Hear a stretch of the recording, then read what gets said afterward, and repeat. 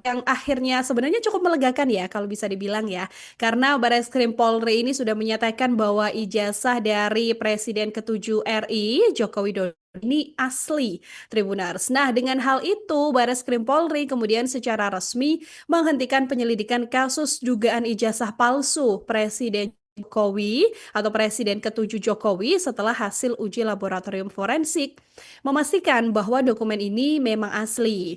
Dari keterangan Dirtip Barreskrim Polri, Brigjen Juhandani Raharjo Puro ini mengatakan hasil penyelidikan pun sudah dilaksanakan gelar perkara untuk memperoleh kepastian hukum. Atas dasar itulah kemudian Barreskrim Polri menghentikan proses penyelidikan. Tapi kemudian berbeda nasib ya untuk proses penyelidikan atau download Tribun X sekarang. Menghadirkan lokal menjadi Indonesia.